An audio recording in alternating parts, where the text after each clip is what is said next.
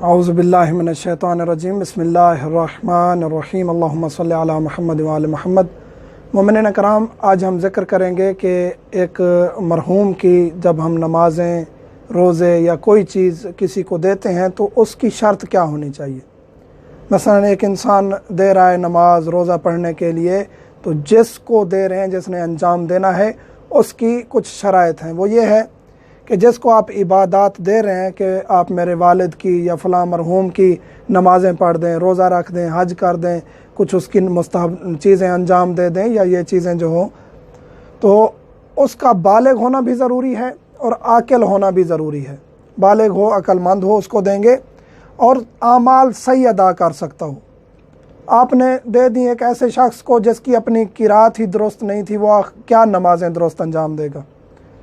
تو ایک ایسے شخص کو دیں عبادت، نماز، روزہ، حج، جس کو آپ کو یقین ہو کہ یہ اپنی بھی انجام دیتا ہے، دینے کے بعد درست بھی انجام دیتا ہے، تو پھر جا کے وہ آپ کا دینا صحیح ہوگا۔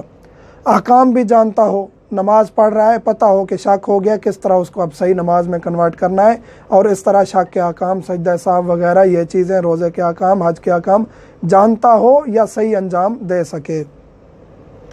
مرد اور عورت کے آپ اعمال مرد اور عورت کو برعکس دے سکتے ہیں۔ مثلا ایک شخص عورت کے اعمال مجھے دیتا ہے کہ آپ میری والدہ کے روزے ادا کریں یا نمازیں انجام دے دیں، تو ٹھیک ہے۔ یا مثلا کہ ایک مرد ایک خاتون کو دیتا ہے کہ ہاں جی یہ روزے ہیں، یہ یا نمازیں ہیں میرے والد کی، ایک خاتون کو دے رہا ہے کہ آپ مومنہ ہو، صالحہ ہو، نماز صحیح ادا کرتی ہو، یا دین کی طالب علم ہو، یعنی دین کا علم رکھا ہوا ہے، آپ میرے والد کی نمازیں ادا کر دیں خاتون، تو دے سکتے ہیں۔ تو وہ ادا کیسے کریں گی نماز؟ مثلا کہ آپ نے والد کی دی ہیں اور وہ خاتون ہے تو اس نے جہر کے ساتھ تو نہیں پڑھنی، تو ضروری نہیں ہے کہ وہ جہر کرے، بلکہ وہ ایسے ہی پڑھے گی جیسے وہ اپنی نمازیں پڑھتی ہے۔ یہ نہیں ہے کہ مرد کی نمازیں ہیں اس پر جہر کے ساتھ واجب تھیں تو آپ بھی جہر کے ساتھ پڑھیں، نہیں۔ یا مثلا کہ ایک انسان اپنی والدہ کی نمازیں دیتا ہے، کہتا ہے مولانا یہ میرے والدہ کی نمازیں ہیں، یا یہ آپ انجام دے دیں، تو اب عورت پر تو جہر نہیں تھا، تو یہ نہیں ہے کہ اب میں وہ ایستا آواز میں پڑھوں، نہیں، میں نے ویسے پڑھنی ہے جس طرح مجھ پر واجب تھیں۔ نیت میں یہ کروں گا کہ فلاں مومنہ کی نماز پڑھ رہا ہوں واجب قربتاً اللہ، لیکن ظہر اور عصر آہستہ آواز سے پڑھوں گا، فجر، مغرب اور عشاء بلند آواز سے پڑھوں گا۔ یعنی مرد اور عورت کی نمازیں یا عبادات اس کی دوسری اپوزٹ جنس کو دے سکتے ہیں، لیکن دوسری جنس اپنے مطابق انجام دے گی، نیت اس کی کرے گی جس کے لیے وہ انجام دے رہا ہے۔ عاجز کو نہیں دے سکتے۔ عاجز سے مراد یہ ہے کہ آپ نے نمازیں دینی ہے اور ایک انسان بیٹھ کر نماز پڑھتا ہے، وہ بیچارہ کھڑا ہی نہیں ہو سکتا، تو اس کو نہیں دے سکتے۔ یا یہ ہے کہ وہ وضو نہیں کر سکتا، مریض ہے، تیمم کرتا ہے، اس کو بھی نہیں دے سکتے۔ آپ جب نمازیں دیں گے اس کو دیں گے جو صحیح کھڑے ہو کر اور صحیح طریقے سے ادا کر سکے۔ اسی طرح آپ روزہ دیتے ہیں، جو عاجز ہے، روزہ نہیں رکھ سکتا، تو اس کو بھی آپ نہیں دے سکتے، یا مکمل شرائط جو آپ لگانا چاہتے ہیں وہ اس پر پورا نہیں اتر سکتا، تو پھر بھی آپ نہیں دے سکتے۔ اسی طرح حج ہے، حج کے افعال صحیح طریقے سے خود انجام دے سکتا ہے تو پھر آپ اس کو دیں گے۔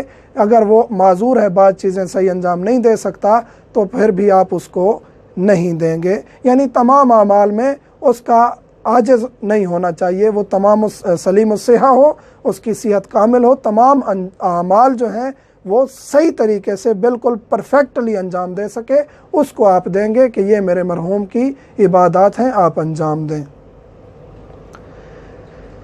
اجیر، مثلا ایک شخص نے مجھے عبادت دی اور اس کا جو والد یا والدہ تھی یا جو مرحوم تھا وہ کسی کا مقلد تھا، مثلا سید خوئی کا مقلد تھا، میں سید سستانی کا مقلد ہوں، تو یہ ضرور نہیں ہے کہ وہ اعمال میں اب سید خوئی کے مطابق انجام دوں، نہیں، ایسا نہیں ہے۔